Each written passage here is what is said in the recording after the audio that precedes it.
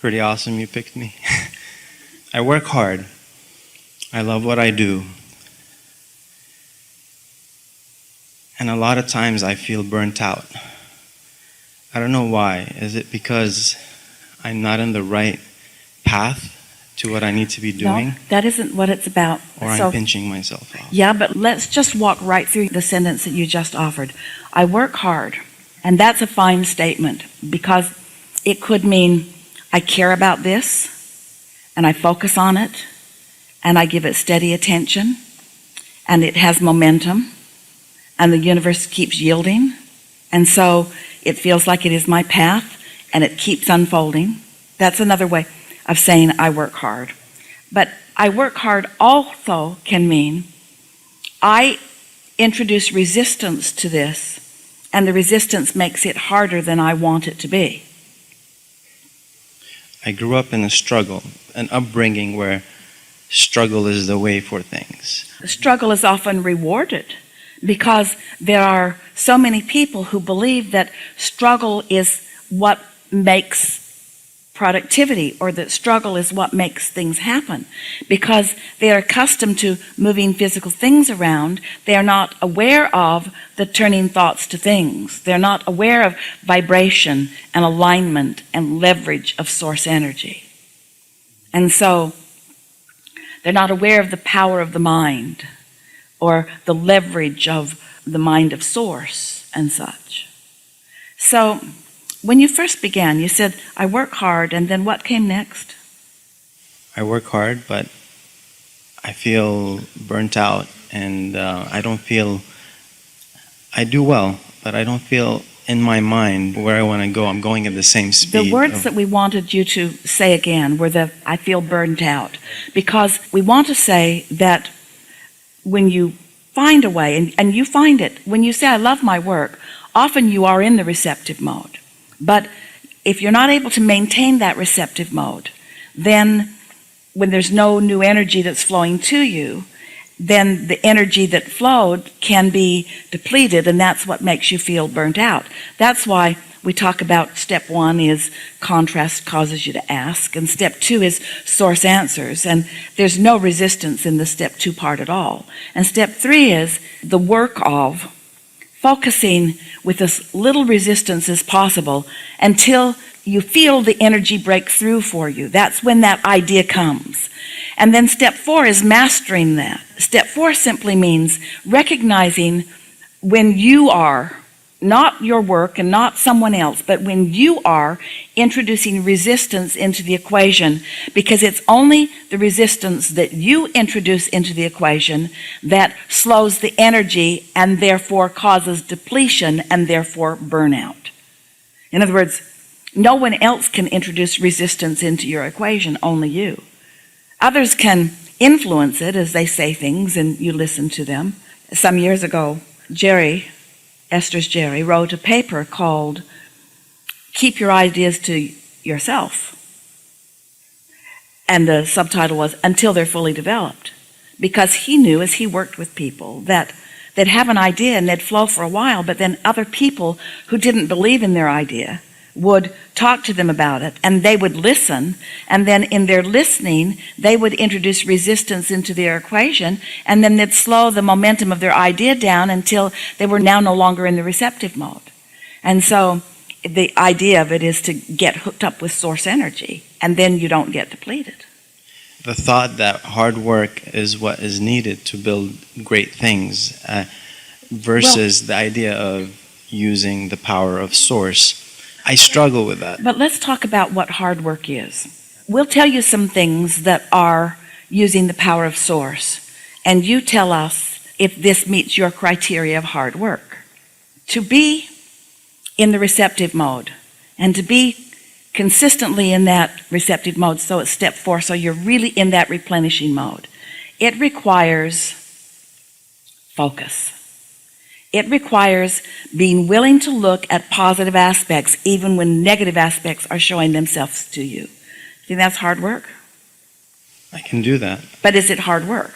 At the beginning it can be. It is. Yeah. And so what makes the difference between that being hard work and that being not such hard work?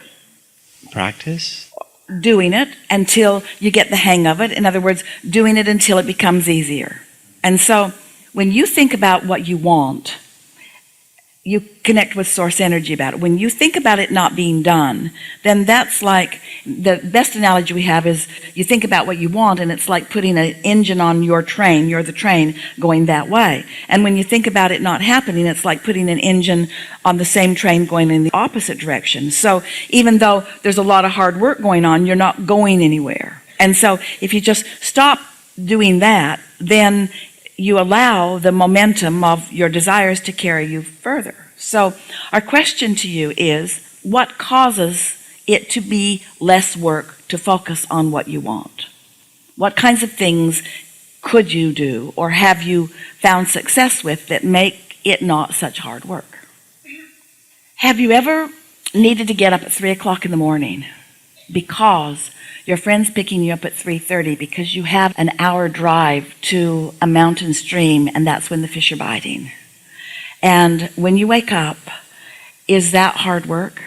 In anticipation of that fresh air and that fresh stream and being out there all day with your friend? No, that's exciting. I want that every day, and I All want right. to tap into that. So we're just pointing out that that's looking at a condition that makes you feel better, where sometimes when you look at the condition of your work, it does not make you feel that way. So the art of staying in alignment is finding a way to look at whatever it is you're doing in a way that feels like you're going fishing. Finding a way to look at it so that you don't introduce resistance into it. Our friend before you, who was talking about someone who's brought a lot of trauma forward, and we spoke about them collectively, and you thought about them as we were speaking about them as if they are maybe more extreme than most, but they're not so extreme, because almost everybody is bringing things forward. And the key to deliberate creation is figuring out what kinds of things you want to keep bringing forward because they serve you, and what kinds of things you no longer want to keep bringing forward and having active in your vibration because they don't serve you. And the only way that you can know for sure what's serving you and what doesn't is by bringing it forward and feeling how it feels. But before you can really be aware, sensitive to how something feels in the early subtle stages, you have to have achieved a sort of connection with source energy. The reason we teach meditation is because it's easier to teach you to have no thought at all than it is to have pure positive thought. So if we can get you to have no thought for a little while so that you can then experience while you're awake what it feels like to have a higher vibration. As it is higher, it means it has no resistance in it. The resistance is what causes it to be lower. To have that higher vibration, then once you've had the experience of that, now you're more sensitive. People will say to us, Abraham, is it normal for all hell to break loose in my life once I begin meditating? And we say, yes. It's normal for you to be more sensitive. It's normal for you to be more aware at the early subtle stages that you're heading down a thought path that has resistance in it. So you've got to figure out what that is. You've got to figure out what thoughts you're thinking that are depleting you rather than replenishing you. Because you don't need to be depleted. You don't need to be burned out. So now, you've all heard this in various stages, and you've all heard his explanation, and you've heard our response to it. Now let's talk about some of the nitty-gritty, and let's find together some practical applications of this theoretical information that we just gave to you. You said you do hard work. Tell us about it. You know, I have several projects going on. I'm a healthcare professional, entrepreneur, and there's a lot that I'm juggling and taking care of each day. All right, now, we all heard that. Now, think about our teacher, counselor, who was in the chair just now, and you're talking to that person, and can you feel the tone of the story that you just gave to your healthcare provider? Could you describe yourself in a way that feels better? And waking up for fish instead of that. I get you. Could you? Yeah, I get to. Then let's have another go at it. Say it again. We'll do our part and then you do your part. So you say that you work hard. Tell us about that. I help people every day and have That a better must be quality of thrilling life. because you were born to do that. That must be thrilling, is it? Yeah, I like it. I love it. Yeah. We're just playing our role in a way to try to evoke from you more thoughts that are replenishing. Now, depending upon where you come from, you see, you have the benefit right here, right now, at this table where we're meeting, of being on this magnificent vessel in this magnificent part of the world with all of these beautiful people, and we're having this high-minded conversation. So you're not in your normal place of feeling the discord of working so hard. And so the momentum of who you are, there's a higher probability that we can have this meaningful conversation than maybe on a day when you've put in 18 hours and you're just really, really, really, really exhausted. So let's just keep starting over. So you say you work hard. Tell us about your work. So I help people have a better quality of life by being able to chew better, and I also get to create amazing ideas that I have in mind that help people across all, like in healthcare and in That sounds really wonderful, and you feel replenished to us, does it to you? Now let's go at it from a little different directions. So you say that you work hard and that you're juggling a lot of things. Who schedules you? I schedule me, and I might not be that good at it. It's like the wheel was going and you stuck a stick in it. In other words, you've introduced resistance into the equation, and you're just wanting to face reality, but we don't want you to face reality, because in the process, we're wanting to help you to discover the new thought ways. We want you to see if you can receive. Just try it a little bit, because we think you're right there where you can. See if you can receive your inner being's version of your work. So we are Esther's inner being and more, and we are having a conversation with your inner being. So you are an uplifter of others, and you say that you work in a focused way about it. Tell us about your work, and we're asking for you to receive your inner being if you can. It's very orderly, and time is not an issue for me, and I get to take as much time as I want doing whatever I am basking in. Now, we don't want you to make stuff up. Okay. And it's better to just stay more general in the process of it. Okay. And so give that a go again, but this time don't be untruthful, but tell us the truth, tell us the absolute truth, but be general enough in it that it feels good when you say it.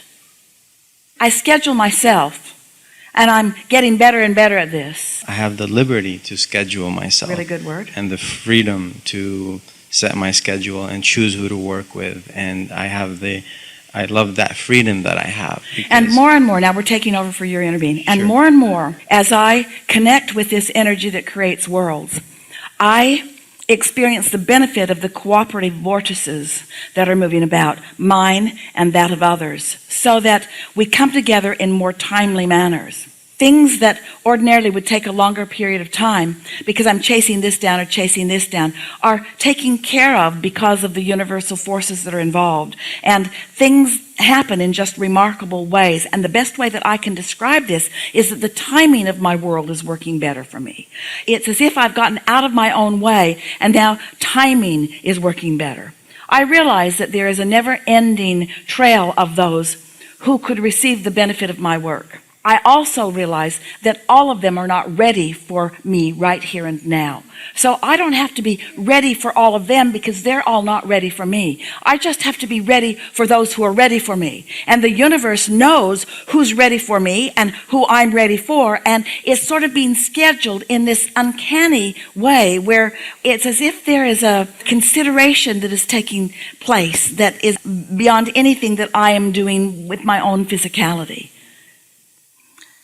Today, Esther was thinking about the receptive mode.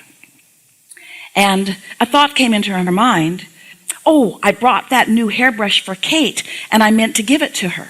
But she didn't act on it. She didn't do anything about it. Kate's just down the hall. She didn't act on it. She had the thought. She didn't follow through with the impulse of the thought. Instead, she just put it off, even though it felt pretty lively when she thought it. So, in a few minutes, she talked to Kate's mother, who is also in a room down the hall, another room down the hall. And Tracy said, I'm off buying Kate a brush. Kate can't find her brush. And Esther said, that's really funny, because I have a brush for Kate. Now, if Esther had followed through when the impulse came, you see, the universe was orchestrated. The universe was trying to make life not be hard.